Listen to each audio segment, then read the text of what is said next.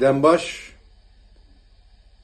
du Serok Şaradariya Bajarê Mezinê Ankarê Mansur Yavaş derhekê ala Kurdistanê da gotinekanî ziman got ew paşek e.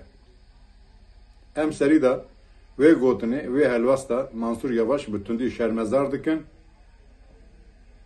Em bang dikin dibêjin ki gert li gelê Kurd öz rêxo lêbirûna xwe bixwazî û ala Kurdistanê ra jî rêzdar bî rêz bigirî. Çima wek her milletekî milletê Kurd jî xwedî ala xwe ye. Alaka wî pîroz heye mîne her milletekî.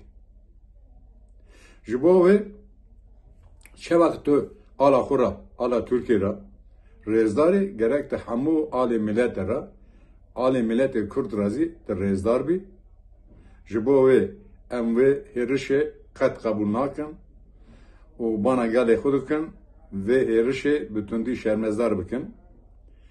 Ya di axtina xwe de tiştekî danî ziman got ki li bajarê Rojhilat yani ê Kurda Kurdistanê işte çalakî têne pêk Newroz qala Newrozê dike di orda polis şekilê pembo bela dike li vê derê şaraşanê zî em ê polis hêrişa civan û gela dike gerek li virajî şekilê pembo bela bike.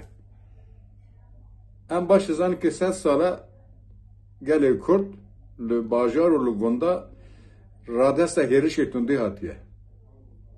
Ji bo wê ew qiyasa nerast e û em dibêjin ki ger gelê Kurd ger gelê Tirkiye ciwanê Kurd ê Tirkiye hemû zî radesta hêrişa nebin azadî û demokrasî ji bo Anadolû Kurdistanê pêwîst e bang emel gelê me re ji bo azadî û demokrasî bi hev re têkoşkîna ve kevpar pêk bînin zor spas.